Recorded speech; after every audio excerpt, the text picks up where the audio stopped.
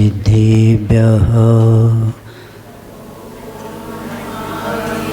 ॐ नमः सिद्धिभ्यः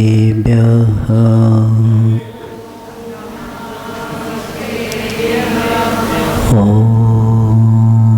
नमः सिद्धिभ्यः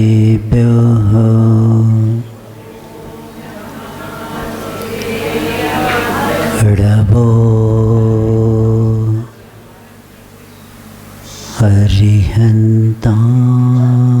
हरिहन्ताणम्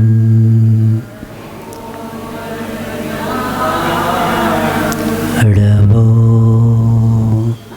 सिद्धाणम्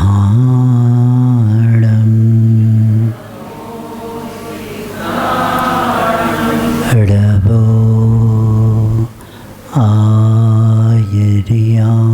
आयर्याणम्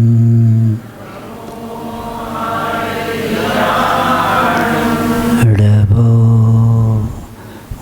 वज्झायाणम्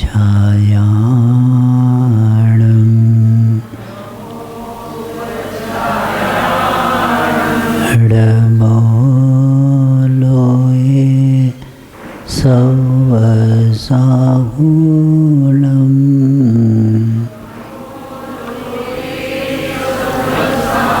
चतारे मङ्गलम्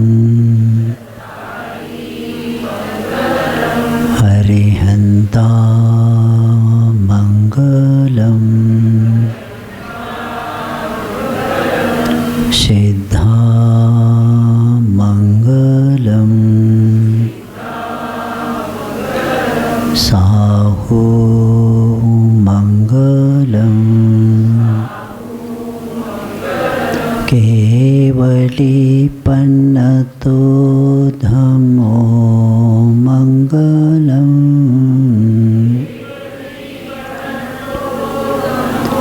चतारे लोगुत्तमा हरिहन्ता लोगुत्तमा सिद्धा लोगुत्तमा साहु लोगुत्तमा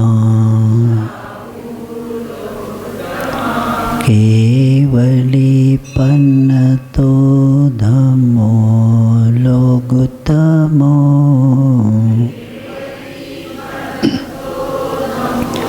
चतारे शरणं पवजामि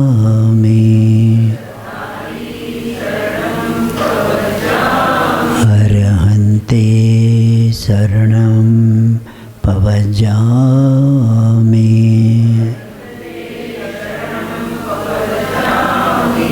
सिद्धे शरणं पवजामि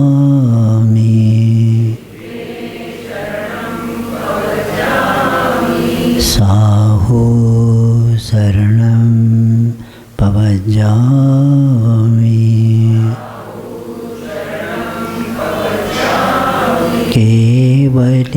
केवलीपन्नतं धम्मं शरणं पवजामि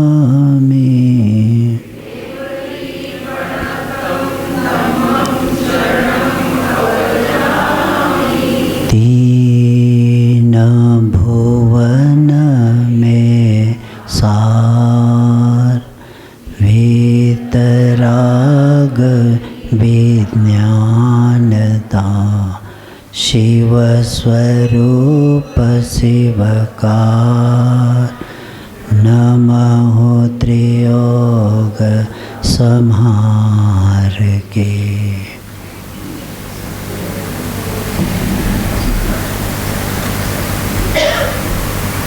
संसार में हर जीव का लक्ष्य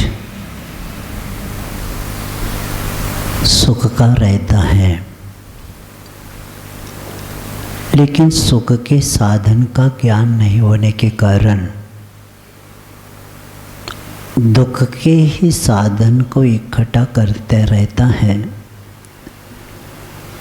और इसीलिए पहली ढाल में बताकर आए हैं कि सम्यक दर्शन बिन दुख पाए। सम्यक दर्शन के बिना हर जीव दुख को प्राप्त किया और चतुर्गति का वर्णन बताने के बाद, पंच परावर्तन को बताने के बाद दूसरी ढाल में हम पढ़ते आ रहे हैं कि मिथ्या दर्शन, मिथ्या ज्ञान और मिथ्या चारित्र यही हमारे दुख का कारण है। इसलिए रत्नकर्ण श्रावकाचार्य में बताया था और यहाँ भी बताया था, दुख आता नहीं, दुख को हम बुलाते हैं। विश्वास नहीं होता, कौन दुख को मांगेगा? लेकिन अज्ञान के कारण सुख की इच्छा करते हुए दुख को निमंत्रण देता है और उसी के कारण मिथ्या दर्शन, मिथ्या ज्ञान और मिथ्या चारित्र को प्राप्त करता है।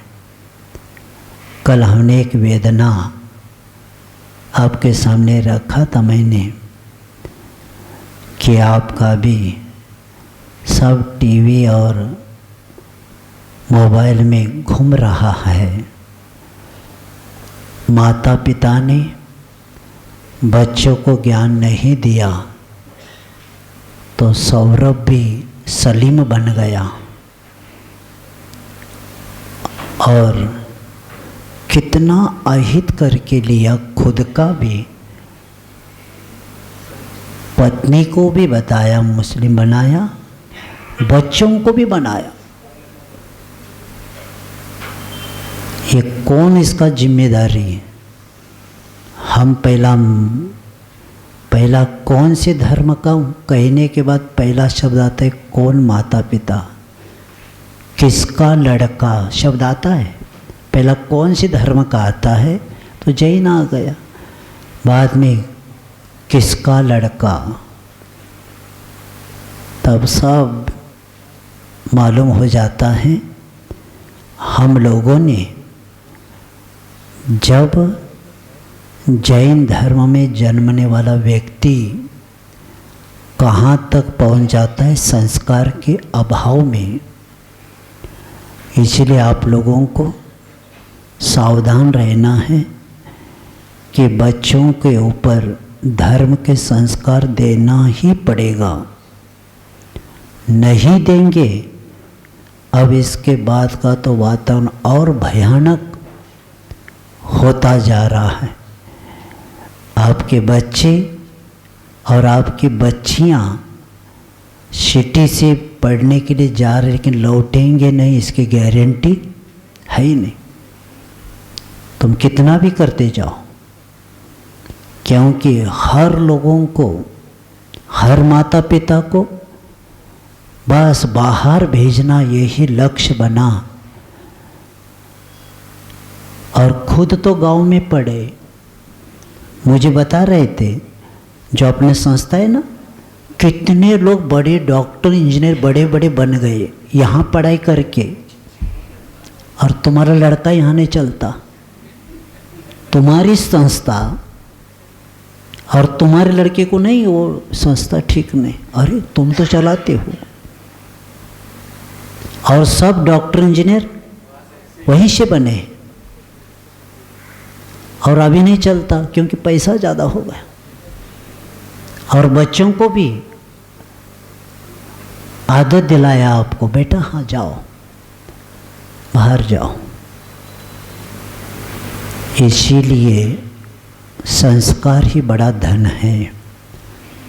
लेकिन कब समझेंगे? वेदना है, इसलिए वह विषय नहीं आना चाहिए तो भी आ जाता है। मैं क्या करूं? सहा नहीं जाता मुझे। इतना बताने के बाद भी समझेंगे? मैं इसलिए सोचता हूँ एक किसी ने समझ लिया तो भी काम हो जाएगा। 5-6 दिन के पूर्व श्रीरामपुर से एक जैन पत्रकार, उसके 5-6 पत्रकार अजैन आए थे, मेरे सामने ऊपर आकर बैठे थे। तो चर्चा करते करते शिक्षण का माध्यम को लेकर चर्चा करते, तो उसमें एक पत्रकार ने मुझे कह दिया कि महाराज 3री तक कॉन्वेंट में था, अब मैं उसको मातृभाषा में पढ़ा रहा हूँ। हमने कहा क्यों? बहुत अच्छा। वो कहता है हमारे लड़की को कुछ भी नहीं आता। तो हमने कहा था 9वीं तक का रिजल्ट मैं अभी देता हूँ, 95-96%, 80-85% नियम से रहेगा। कुछ भी नहीं आता तो भी उसके बिना तुम पैसे 80,000 50,000 कौन देगा? अगर उनका मार्क लिस्ट देंगे ना, ऐसे देंगे तो तुरंत निकालेंगे। इसीलिए नियम है 9वीं क्लास तक कॉन्वेंट का रिजल्ट 85% के ऊपर और 97-98% तक नियम से आएगा। कुछ भी नहीं आता तो भी आएगा। एग्ज़ाम देंगे नहीं तो भी, हमने बताया था ना, मैथ्स में 93% आ गए और पिताजी ने कह दिया वो उनको उत्तर पत्रिका दिखाओ। तो सर कहते हैं अभी समय नहीं। तो उन्होंने कहा नहीं देते तो हम दाखला निकालेंगे, यहाँ से दूसरी जगह करेंगे। तो को क्यों, क्या ज़रूरत है? उन्होंने कहा मेरा लड़का बैठा ही नहीं था एग्ज़ाम में और तुमने 93 मार्क कैसे दिया? मैथ्स में लड़का बीमार था और उसको कितना दिया? 93 दिया मार्क। क्या कहा जाए, इनको कौन समझाएगा? ये सुनेगी और अभी लाइन पर खड़े हो जाएगी, जाकर कॉन्वेंट में जाएगी ये, क्योंकि पैसा सबसे ज़्यादा संस्था चल रही है जैनों के बच्चों के कारण। तुम्हारे पास ज़्यादा पैसा है और तुम्हारी संस्था होते हुए भी तुम नहीं जो डाल रहे। क्या पढ़ाया जाता है वहाँ? पाश्चात्य संस्कृति पढ़ाया जाता है। मैं अभी गुना से आ गया, जैन समाज ने अर्ज किया कॉन्वेंट में 10 में एग्जाम मत लेना, बाद में लेना। उन्हें क्या कहा मालूम है? तुम्हारी संस्था है क्या ये? कॉन्वेंट वाले ने कहा, वो फादर ने, ये क्या तुम्हारी संस्था है क्या? हम उसी वक्त लेंगे। जानबूझ के ले रहे हो तो भी नहीं समझ पाते तुम लोग। स्वाभिमान होना चाहिए अपने को। और हमारे पास किसकी कमी है? बुद्धि की कमी है बस, बाकी सब है हमारे पास। इसीलिए तो सब अहित होता जा रहा है।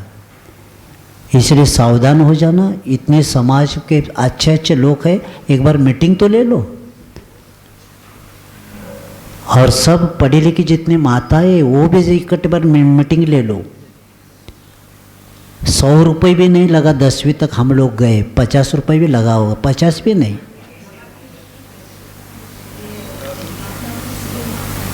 और वो पत्रकार को हमने कहा इसीलिए 2 नंबर का काम करना पड़ रहा है, उसके बिना 80,000 कहाँ से देंगे? इसलिए न्याय के साथ पैसा भी नहीं कमा रहे, अन्याय के साथ कमाए पड़ रहा है। किसके लिए? बच्चों के पैसे देने के लिए अन्याय से कमाया जा रहा है। एक के पीछे कितना गड़बड़ हो रहा है, उसका रिजल्ट कुछ है ही नहीं। मैंने पहले से रिजल्ट बताया ना 9वीं तक का। इसीलिए सावधान हो जाओ और ये संस्कार आपको दे दो, तब काम हो जाएगा। क्योंकि जैनाचार्य कहते हैं अगर आपकी पढ़ाई कितनी भी हो जाए लेकिन आपके संस्कार नहीं तो आपका शिक्षण का कुछ भी मूल्य नहीं है। बिना संख्या का झेरो है वो। कितना भी झेरो लिखते जाओ कुछ भी नहीं होने वाला। तो इसीलिए यहाँ कहा जा रहा है जब तक हम मिथ्यात्व करेंगे तब तक दुख के पात्र नियम से बनेंगे।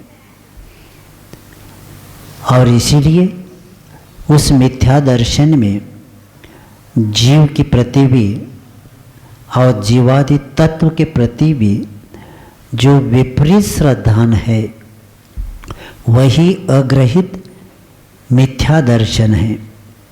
और इसमें हम लोग जीव के जो विपरीत श्रद्धान है, पर्याय बुद्धि, यही भी उसी के लिए कारण है।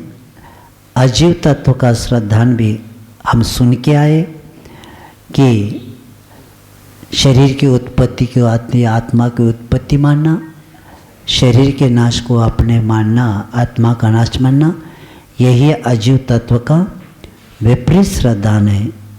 और बंध और संवर, इसके बारे में भी हम सुन के आए कि शुभ अशुभ फल में क्या करना, रति और अरति करना, यही हमारा बंध तत्व का विपरीत श्रद्धान है। और आत्मा का हित करने वाला वैराग्य और सम्यक ज्ञान है, उसको भी कष्टदायक मानना, ये भी संवर तत्व का विपरीत श्रद्धान है। और आकुलता से रहित, जो रोके न चाहा निज शक्ति खोए, यानी रत्नत्रय धर्म वृद्धि के लिए जो तप किया जाता है, वह भी उसमें क्या करना, उपेक्षा करना। और निराकुलता को, आकुलता से रहित अवस्था को क्या कहा है, मोक्ष कहा है। यहाँ तक हो गया था। और कल अंत में बता कर आए कि अग्रहित मिथ्या दर्शन, अग्रहित मिथ्या ज्ञान और अग्रहित मिथ्या चारित्र, जो 5 इंद्रियों के विषयों में जो व्यक्ति इसको सेवन करता है, मिथ्या दर्शन मिथ्या ज्ञान के साथ, तो वही मिथ्या अग्रहित मिथ्या चारित्र, ये बताया। अब बताया जा रहा है ग्रहित मिथ्या दर्शन। ग्रहित यानी किसी उपदेश के द्वारा। तो हम क्या क्या करते हैं, सब हमारा इतिहास इसमें बताया जा रहा है। अग्रहित मिथ्या दर्शन में पहला कुगुरु का लक्षण बताया जा रहा है। क्योंकि हम पंचम काल में बैठे हैं, हमारे सामने भगवान नहीं है, हमने स्थापना निक्षेप से वहाँ रखा है, तो हमारे सामने कौन है अभी, गुरु ही है। इसलिए देवशास्त्र गुरु का वर्णन हर जगह आता है, लेकिन यहाँ पहला किसका किया, कुगुरु का किया। इसलिए किया, कुगुरु के संगति से हमारा क्या क्या अहित होता है। तो इसलिए गुरु शब्द को पहला समझेंगे, बाद में आगे विषय प्रारंभ करेंगे। क्योंकि 2 शब्द हैं, क्योंकि भवाव से तारो को गुरु, संसार सागर से तारने वाले कौन होते, गुरु होते हैं। तो 2 शब्द है, गु और रू। गु ने अंधकार, रू ने रोशनी। जो अंधकार से प्रकाश की ओर लेके जाते उनको गुरु कहते हैं। जिनके द्वारा गुणों का विकास होता है, जिनके द्वारा दिशा का बोध होता है, जिनके द्वारा आत्म स्वरूप का पथ प्रशस्त होता है, और जिनके द्वारा प्रभु का परिचय होता है, उनको गुरु कहते हैं। गुरु के बिना परमात्मा का परिचय नहीं होता। इसलिए अन्य दर्शन में कहा गया है कि एक जगह आया, गुरु गोविंद दोनों खड़े, ताको लागो पाए, बलहारी गुरुदेव की गोविंद दियो बताए। ये जो 2 लाइन है, आचार्य महाराज ने कहा गोविंद दियो बताए नहीं, गोविंद दियो बनाए। यानी भगवान भी है और गुरु भी है। तो एक जाकर पहला गुरु का पैर पड़ने लगा। उन्होंने कहा पहला यह भगवान है पैर। उन्होंने नहीं कहा हाँ ये हमारे भगवान है। क्यों, ये भगवान है, ये इन्होंने मुझे बताया। ये जो भगवान है ना, भगवान का परिचय किसने करवाया? गुरु ने करवाया। तो इसीलिए वहाँ गोविंद दियो बताया है। तो आचार्य महाराज ने कहा गोविंद दियो बनाए, हमें ही प्रभु बना दिया गुरु ने। तो ऐसे, क्योंकि गुरु के बिना हमारा जीवन प्रारंभ नहीं, शुरू नहीं हो सकता। और इसीलिए 4 शब्द से बना, गु उ र उ, गुरु। इसको यानी गुरु शब्द का अगर वर्ण विशेषण से उसके हम करेंगे तो 3 व 4 वर्ण शब्द बनते हैं। ग उ र उ, गुरु। तो एक एक शब्द, ग ने जो गंभीर है, उ ने जो उदार है, र ने जो रहस्य के, व ने उद्घाटक है। गुरु उनको बोलते जो गंभीर है, जो उदार है, जो रहस्य के उद्घाटक है, उनको क्या बोलते? गुरु बोलते। क्योंकि धरती में कितनी भी उर्वरता हो, लेकिन जब तक हरियाली कब तक नहीं आती? जब तक पानी नहीं होता। और धातु कितना भी मूल्यवान हो, उसको आभूषण बनाना है तो धातु विशेषज्ञ के कारीगर के हाथ में जाए बिना वो सोना अलंकार नहीं बनता। और हीरा कितना भी कीमतवान हो, कुशल कारीगर के पास जाने के बिना चमकता नहीं। इसी तथ्य को ध्यान में रखते हुए गुरु और शिष्य का परंपरा ये महत्वपूर्ण है और इसी के द्वारा आगे का तीर्थ चलने वाला है।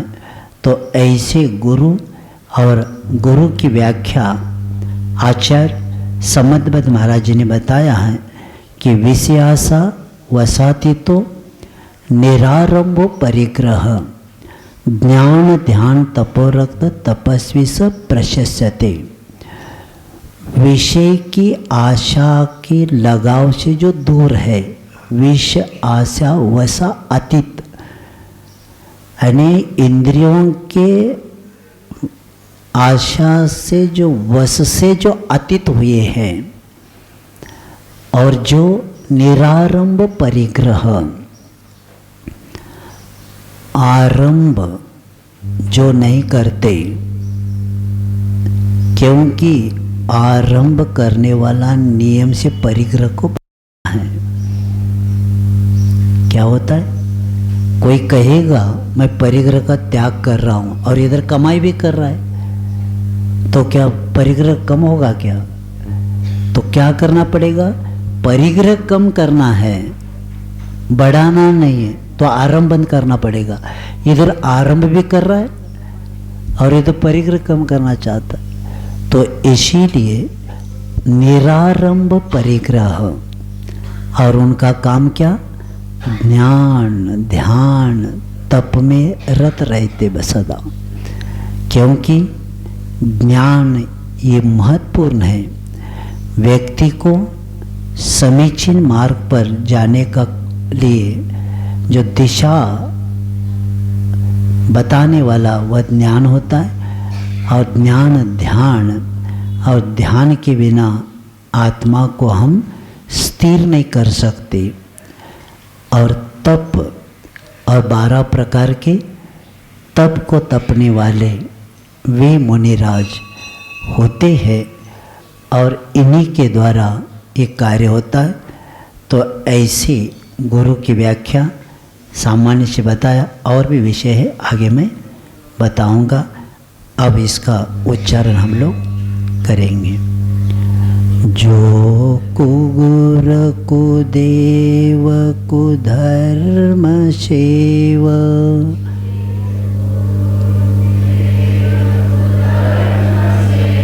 पोषे चिर दर्शन मोह एव,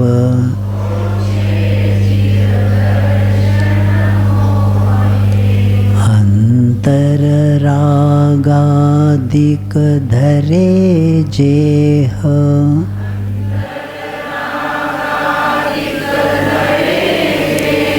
बाहर धन अंबर ते स्नेह,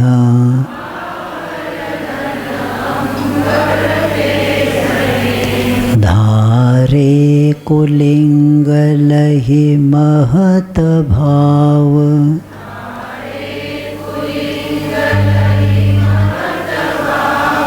ते को गुरु जन्म जल उपल नाव।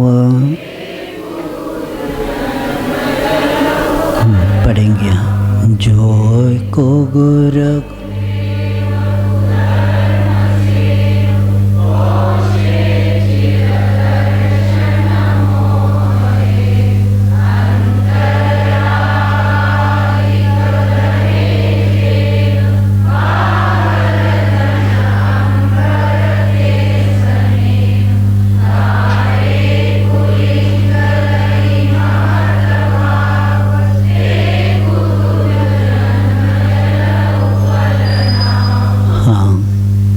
ग्रहित मिथ्या दर्शन किसको कहते?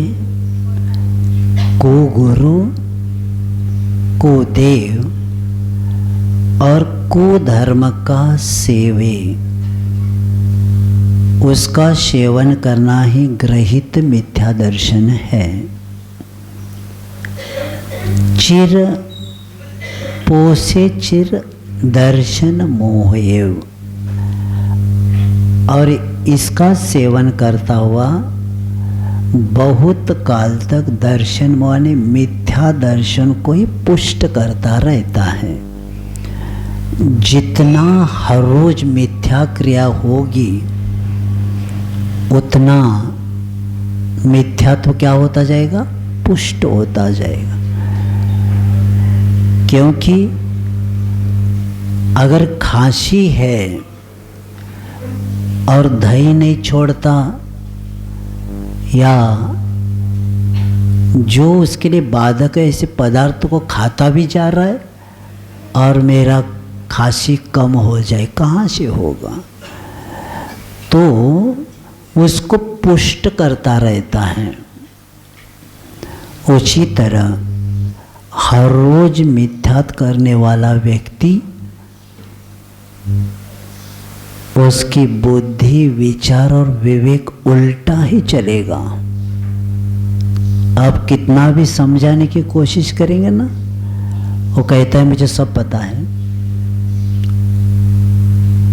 जानता नहीं, बताने के बाद मानता नहीं, ऊपर तानता है।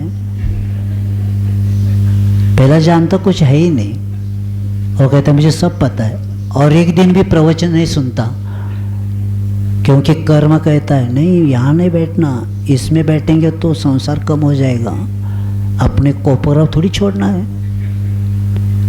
इसीलिए वो आएगा मंदिर जी में दर्शन करके, कर्म कहता है ये अपना क्लास नहीं है, अपना क्लास बाहर है उधर, इसमें बैठेंगे तो कल्याण हो जाएगा। और बाहर के लोग तरस रहे,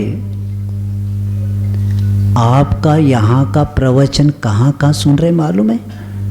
दुबई विदेश तक पहुँच रहा है ये आपका काम। और यहाँ के प्रवचन सुन के कई लोग मिथ्यात्व त्याग कर रहे।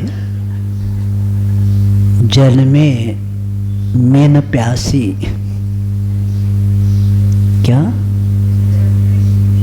जल में मीन प्यासी है, यानी यहाँ सब मिल रहा है तो भी प्यासा है। क्यों हो गया? आचार्यों ने कल ही आया था स्वामी कार्तिक परीक्षा में, तत्व हर व्यक्ति सुन नहीं सकता, और बाद में कहा पूर्व संस्कृत सुनने को भी आएगा, उसको नींद आएगी।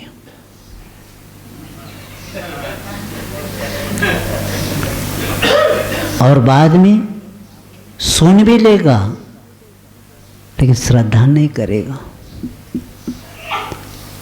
और श्रद्धान भी करेगा लेकिन धारण नहीं करेगा। ऐसे क्रम से कल बताया। इस तत्व को सुन के जीवन में उतारने वाले गिनती करते उतने गिने सुने रहेंगे, बाकी के चल रहा है परंपरा हमारी। तो ये मिथ्यात्व का प्रभाव है। तो मिथ्या ग्रहित मिथ्या दर्शन, ग्रहित उस कुगुरु कुदेव और कुधर्म का ही सेवन करता रहता है। उसको पता भी नहीं गुरु किसको कहते हैं। जिनके द्वारा संसार का विकास होता है उसको गुरु नहीं कह सकते। जिनके द्वारा संसार का विकास होता गुरु थोड़ी होते। जो विषयों की ओर लेके जाते वो गुरु थोड़ी होते। जो शाश्वत सुख का ज्ञान नहीं देते उनको गुरु कैसे कहेंगे? क्योंकि समाज में एक अभी चल रही है कि इनके भक्त उनके भक्त, और वो दूसरे महाराज के पास जा ही नहीं सकते। सम्यक दृष्टि सोचता है कहाँ जाना, सम्यक दृष्टि जानता है कहाँ जाना कहाँ नहीं जाना। वो कहेगा मैंने मिथ्या तो त्याग कर, महाराज तो ओटी भरने की बोली ले रहे हैं, वो कैसे जाएगा? कल परसों मेरे पास विषय आया था, मुनि महाराज पहुँचे हैं और हजारों में ओटी भरने की बोली हो गई। तो एक श्रावी का कोई भी सम्यक दृष्टि नहीं गया। महाराज ने बोला, उन्हें क्या नहीं आएंगे? जो ओटी की बोली लगाने के बाद वहाँ बैठते वो महाराज थोड़ी है, दिगंबर महाराज है। दिगंबर महाराज होकर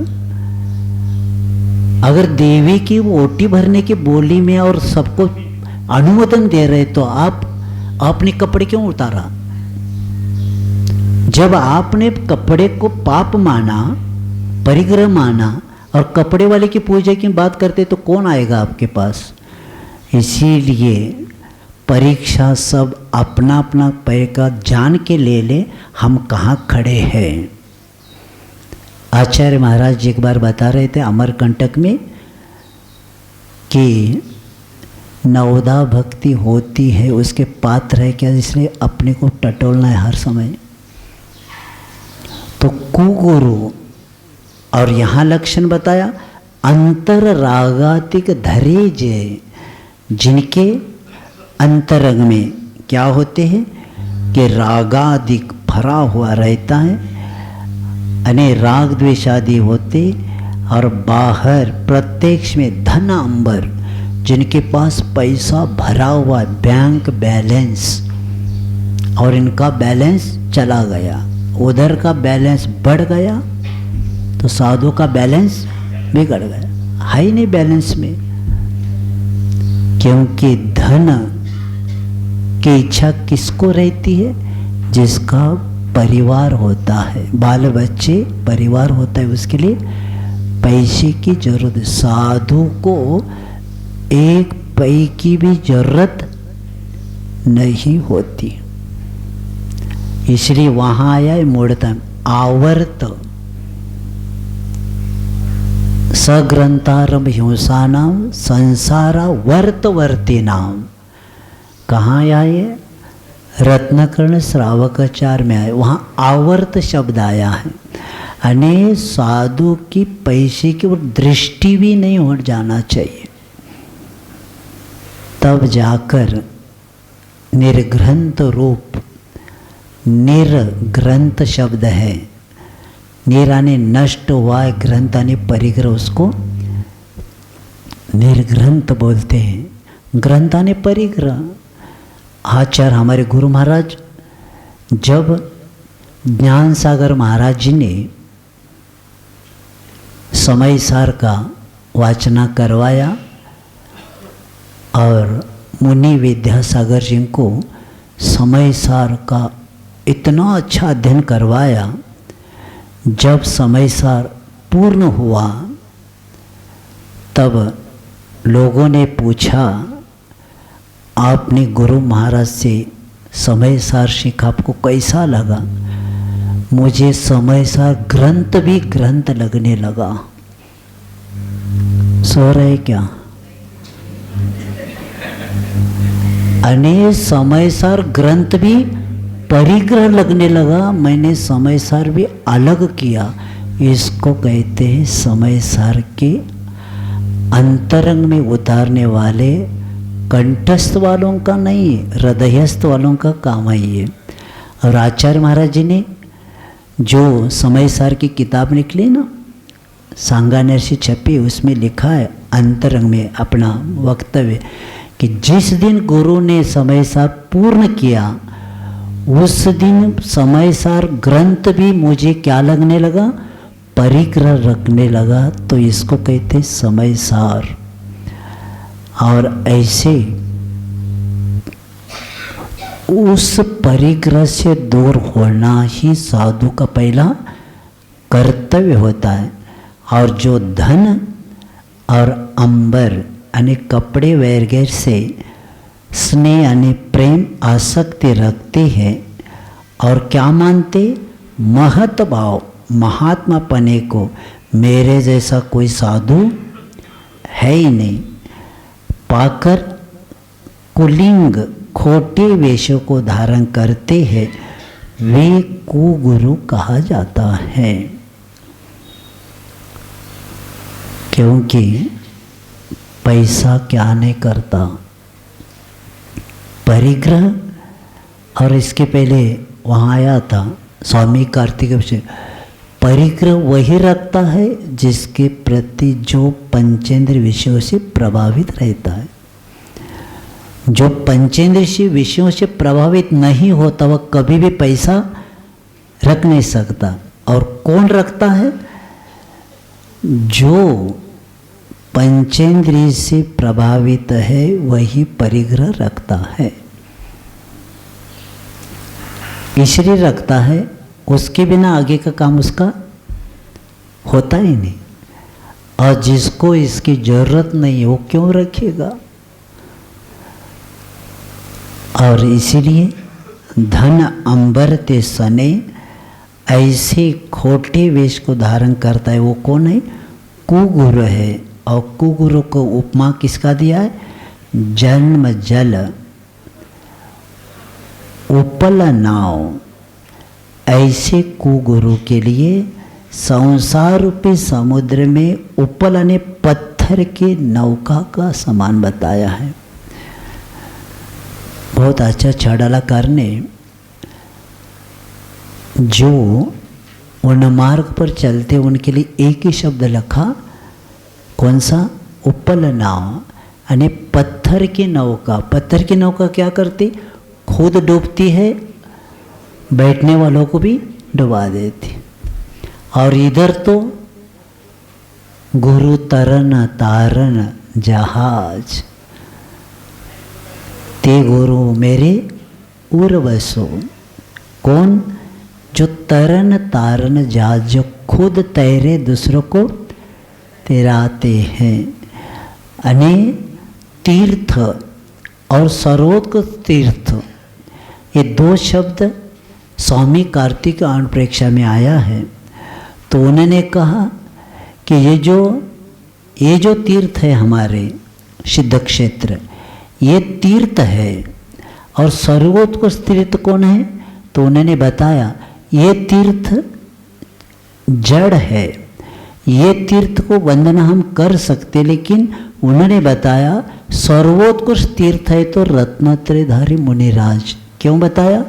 इसलिए बताया कि उसका फल तुरंत मिले या न मिले, लेकिन यहाँ दर्शन होते तुरंत फल मिलता है। इससे सर्वोत्कृष्ट तीर्थ दिगंबर मुनि महाराज के लिए सर्वोत्कृष्ट तीर्थ लिखते हुए कहा है, तीर्थों का फल तुरंत मिल भी सकता है या बाद में मिल सकता है, लेकिन यहाँ तो तुरंत नियम से फल मिलता है। तो इस बात को बता के उस दर्शन मोहनी के कारण वे कुगुरु पूजन विधि आदि करने वालों शिष्यों को की और उन आशीर्वाद देते रहते और अनुग्रह भी करते हैं।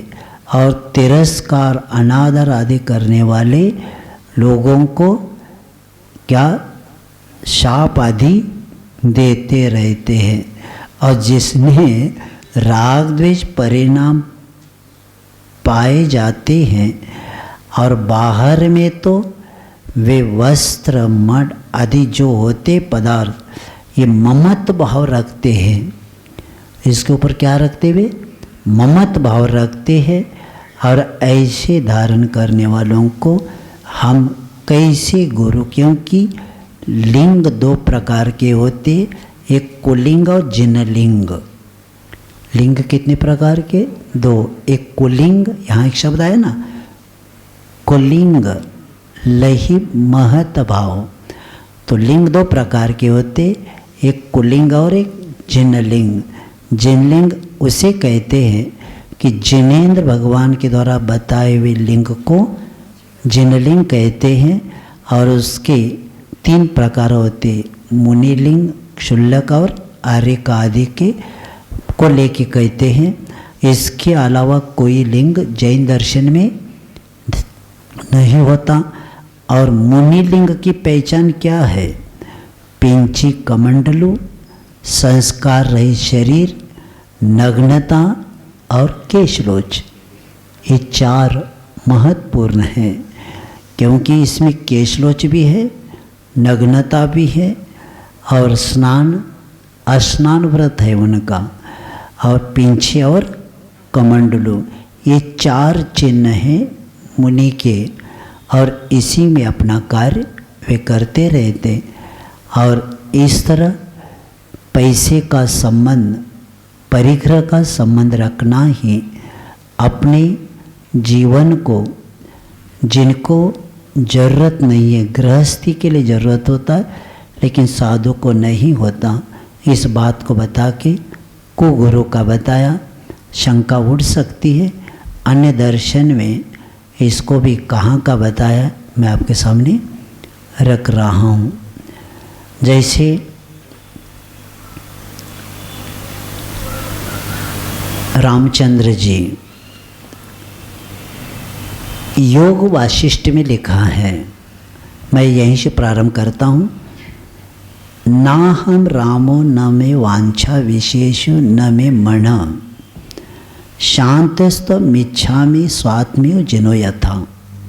रामचंद्र जी वशिष्ठ से कहते हैं कि ये योग वशिष्ठ में वैराग्य प्रकरण सर्ग नंबर 15 पृष्ठ नंबर 33 में इसको बताया है कि रामचंद्र जी कहते कि मैं राम नहीं हूँ, मेरी इच्छा भी नष्ट हो गई है, विषयों में भी मेरा मन नहीं है, मैं तो केवल जिनेंद्र की तरह अपनी आत्मा में शांति प्राप्त करना चाहता हूँ। यहाँ राम जिनेंद्र की तरह आत्मनिष्ठ होना चाहते हैं, और जिनेंद्र तो पूर्ण नग्न थे, इसलिए राम भी अनुभव करते थे कि नग्न हुए बिना शांति नहीं मिल सकती। इसी से नग्नता की आदर्शता हमें ज्ञात हो जाता है। और वहाँ लिखा है कि एक भ्रतरी, एक हिंदू बड़े साधु होकर गए, उन्होंने एक जगह लिखा है वैराग्य शतक में कि एकाकी निष्प्रह शांत पानी पात्रो दिगंबर, कदा शंभो भविष्यामि कर्म निर्मूलनम क्षम। कि एकाकी संग रहित यानी परिग्रह रहित होकर, निष्प्रह आशा से रहित, शांत यानी समाधि संपन्न, पानी पात्र, पानी यानी कर, हाथ को ही पात्र मैं कब बनाऊं। पानी पात्र ने क्या होता है, तो पानी यानी कर होता है, पात्र यानी भाजन। और ऐसे हाथ को ही पात्र बनाने वाला मैं दिगंबर यानी वस्त्र, दिशा ही वस्त्र को करके मैं बनूं। कदा शंभो भविष्य में, हे शंभो, मैं कर्म निर्मूलन क्षम के लिए, क्षम यानी नाश करने के लिए मैं ये कब बनूं, ये भावना रखी है।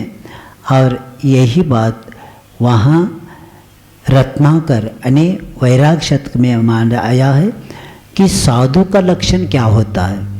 हिंदू ग्रंथ में आया है कि पानी पात्रम पवित्रम भक्षण भ्रमण परिगतम भेक्षम अक्षय मग्नम मनम विस्तीर्ण वस्त्रमाशादशक ममलम तल्प मनस्वल्प मुर्मी येषां निसंग तांगी करण परिणति स्वात्म संतोपि नस्ते धन्या संन्यस्ते धन्य व्यतिकर निकरा कर्म निर्मूलम यंती। जिनके हाथ ही पवित्र पात्र हैं। हिंदू शास्त्रों में साधु का लक्षण बताया जा रहा है, जिनके हाथ ही पवित्र पात्र है, जो सदा ब्रह्मणाने विहार करते हैं, और भिक्षा अन्न ही जिनके अक्षय अन्न हैं, 10 दिशा रूपी जिनके वस्त्र है, लंबे चौड़े वस्त्र है, संपूर्ण पृथ्वी जिनकी विशाल निर्मल शैया है, परिग्रह त्याग रूप जिनका परिणति है, और अपने आत्मा में जिन्हें संतोष रहता है, दीनता के कारणों का जिन्होंने दूर से ही त्याग किया है, ऐसे महात्मा धन्य हैं। ऐसे वहाँ लिखा है। और भ्रतहरि एक जगह लिखते हैं कि मही रम्या शैया विपुल मुदम भूजलता, यानी मुनि लोग राजा महाराजाओं की तरह सुख से जमीन को ही अपनी सुखदायी शैया मानकर सोते हैं, जिनकी भुजा ही उनका गुदगुदा तकिया है, आकाश ही उनकी चादर है, अनुकूल हवा ही उनका पंखा है, और चंद्रमा ही उनका दीपक है, और विरक्ति ही उनकी स्त्री है। उपयुक्त साधनों के साथ वे राजाओं की तरह सुख से क्या करते हैं, आराम करते हैं। ऐसे लिख के यहाँ दिगंबर साधु के जो जो लक्षण हैं ये पूरे इसमें बताए जा रहे हैं।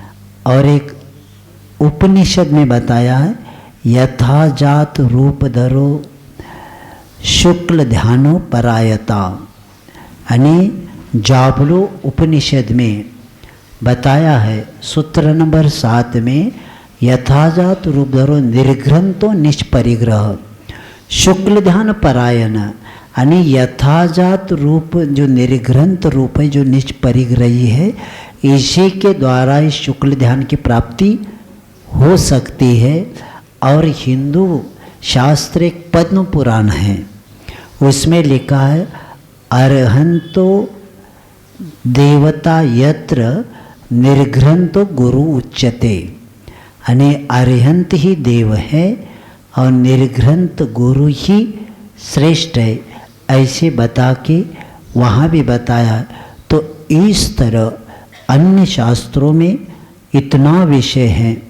एक मुस्लिम और एक थोड़ा सा बताता हूँ, क्योंकि जो जिनकी मान्यता है उनका पहला बताना पड़ेगा।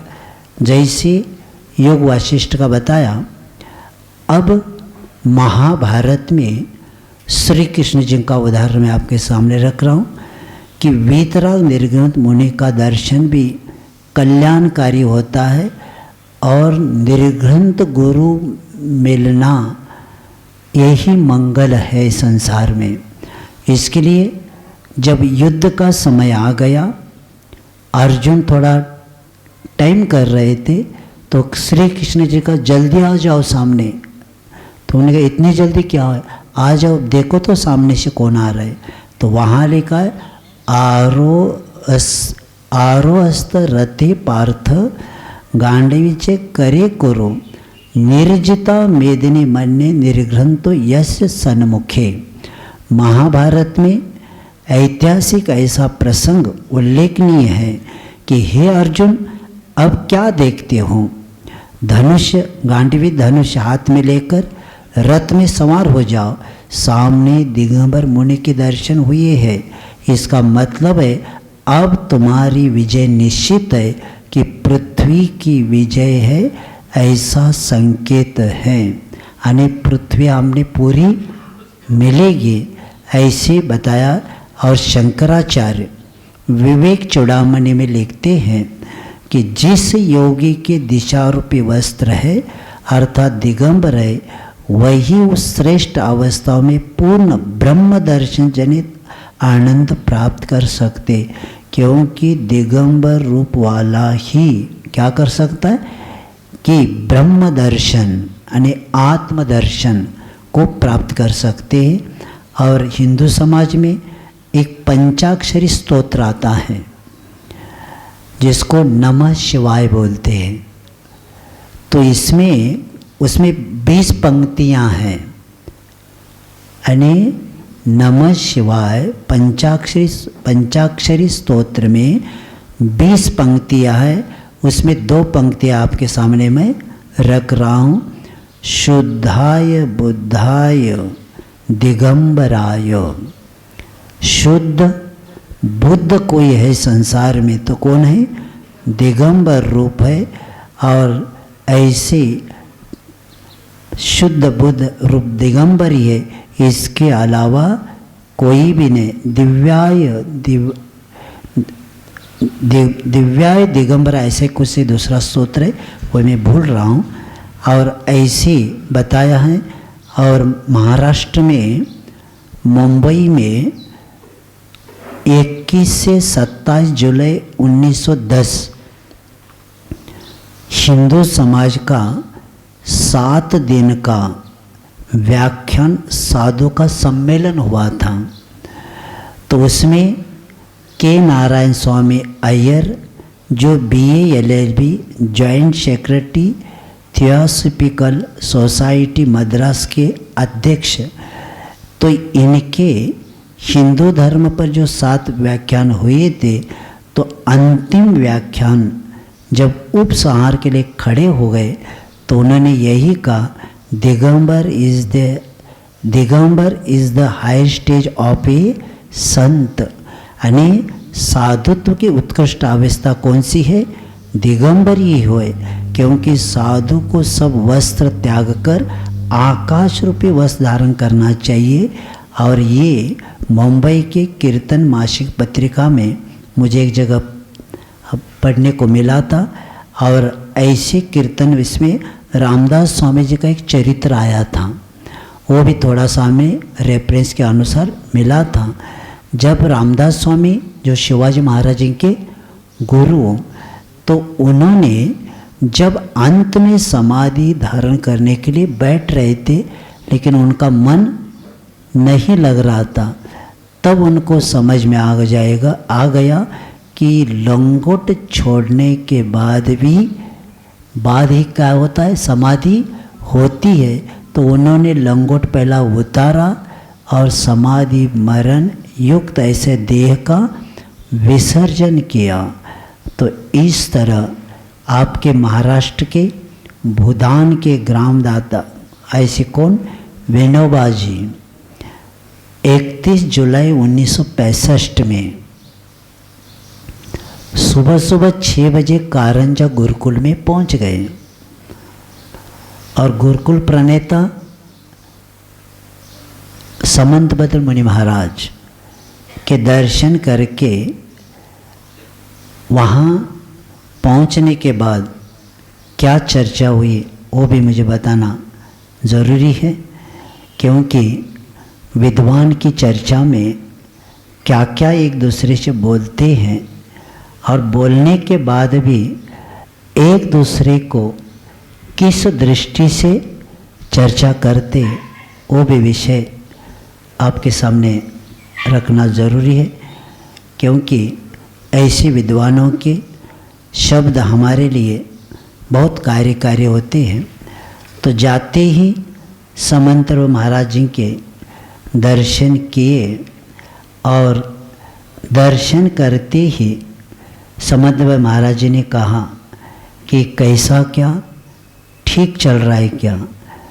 तो उन्होंने कहा आपके आशीर्वाद से क्या चल रहा है, हमारा सब ठीक चल रहा है। तब समंत महाराज जी ने कहा आप जैसे महापुरुषों को हमारे आशीर्वाद की क्या ज़रूरत है, ऐसे कहा। और ऐसे कह के वे पहुंच गए।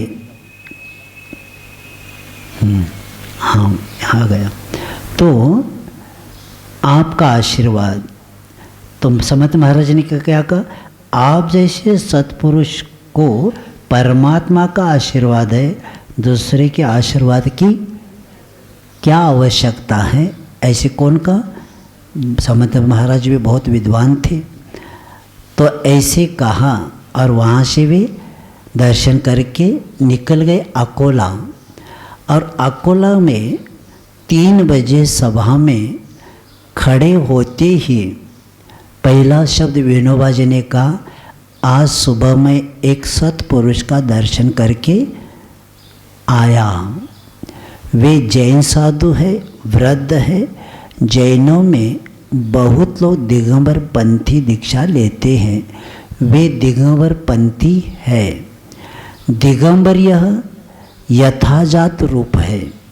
विनोबा जी अकोला में अपने 3 बजे के व्याख्यान से पहला यहीं से शुरू किया। और यथाजात रूप है, दिगंबर यथाजात रूप है। मेरी ही दिगंबर होकर निकलने की इच्छा है। मैं नग्न होना चाहता हूँ। नग्न होने का अर्थ काम क्रोध आदि सब विकारों से, वासनाओं से मुक्त होना। ये शब्द विनोबा जी के नग्न होना सिर्फ कपड़े उतारना नहीं, नग्न होना ने क्या होना, काम क्रोध आदि सब विकारों से, वासना से मुक्त होना। इतना प्रभाव, यानी हर दर्शन वाले इसको स्वीकारते हैं। जैसे आपके योगाचार्य रामदेव बाबा, वे भी 29 नवंबर 2006 में पहुँचे थे और आचार्य महाराज जी के पास एक 20-25 मिनट चर्चा हुई थी। और वो चर्चा हमारे पास भी किताब है, जिसको पढ़ना है पढ़ सकते। तब जब गुरु महाराज के चरण छू के बैठने के बाद नमस्त करके बैठ गए और उन्होंने कहा कि इस धरा पर जितने भी शास्त्र हैं उनमें संस्कृति देखने को मिलती है, किंतु आपका जीवन उस संस्कृति को जीवंत बनाए रखा है। किसने कहा? रामदेव बाबा जी ने। तो आचार्य महाराज जी ने कहा कि हाँ, ये सब अहिंसा की प्रतिष्ठा है। क्या कहा? ये सब अहिंसा की प्रतिष्ठा है। यानी भारतीय संस्कृति के जो जीवंत रहेगी किसके द्वारा? अहिंसा के द्वारा। दूसरे महाराज होते तो डिंडोरा पिटा देते थे, क्योंकि रामदेव बाबा ने कहा, क्या कहा कि आपने संस्कृति को जीवंत रखा है। लेकिन आचार्य महाराज जी ने कहा हमने नहीं रखा, ये किसमें? अहिंसा की प्रतिष्ठा में ही भारतीय संस्कृति क्या है? जीवंत रहेगी। ऐसे बता के गुरु महाराज ने ये बात रखा। और मुस्लिम समाज में भी इतने दिगंबर साधु हुए, आप आश्चर्य करेंगे कि कैसे हो सकते हैं। तो उसके लिए बताया है कि इस्लाम धर्म में भी दिगंबर साधु हुए हैं। और उसके लिए एक इस्लाम के महान सूफी तत्ववेत्ता, सुप्रसिद्ध मनस्वी नामक ग्रंथ के रचयिता जलालुद्दीन रूमी ने दिगंबरत्व का खुला उपदेश उसमें किया है। और उन्होंने एक बहुत विषय बड़ा है, एक दो तीन शब्द रखता हूँ कि गुप्त मस्त ये महतब बगुजार रव अज्ञ विराहना के तवा बुदरन गरव।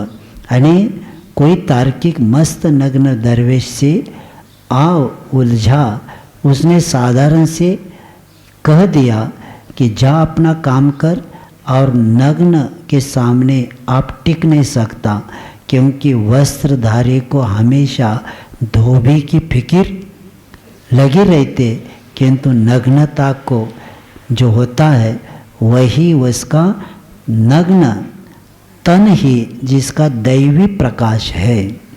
बस या तो नग्न दरवेश से कोई सरोकार न रख, अपना उन्हीं तरह आज़ाद और नग्नता हो जा। अगर तो एकदम सारे कपड़े नहीं उतार सकते तो कम से कम कपड़े पहन और मध्य मार्ग का ग्रहण कर। यानी दिगंबर जैन साधु भी तो हो यही कहते कि मुनि नहीं बन सकते तो क्या कर सकते आप, अगर नहीं बन सकते तो उत्तम श्रावक तो बन सकते। यानी दिगंबरत्व को इस्लाम मजहब में भी कितना उच्च स्थान प्राप्त हुआ है ये इससे ज्ञात हो जाता है। और इस्लाम के इस उपदेश के अनुसार सैकड़ों मुसलमान फकीरों ने दिगंबर वेश को प्राचीन काल में धारण किया था। और सारांश इस्लाम मजहब में दिगंबर साधु पद का चिन्ह रहा है, और उसको अमली शक्ल भी हजारों मुसलमानों ने देखी है। और इसका समर्थन क्रिश्चियन साहित्य में भी अनेक प्रमाण मिल सकते हैं, क्योंकि ईसाई मत के अनुसार सर्वप्रथम आदम नग्न रहते थे और वे भी अनेक साधु नग्न रहते थे, ऐसे कई किताबों में लिखा है। इससे ज्ञात होता है कि प्रत्येक दर्शन में इसको स्वीकारा है। और ह्योन सांग ने कहाँ का अफगानिस्तान से लेकर ईरान इराक आदि को लेके मैंने कहाँ का दिगंबर साधु देखा, ऐसे ह्योन सांग ने अपने भारत प्रवास की यात्रा में इसको लिखा है। क्योंकि और भी विषय है, थोड़ा सा कल देंगे, क्योंकि दिगंबर श्वेतांबर पैगंबर इसका थोड़ा अर्थ भी बताना है, कल बताइए, समय आपका हो गया। और को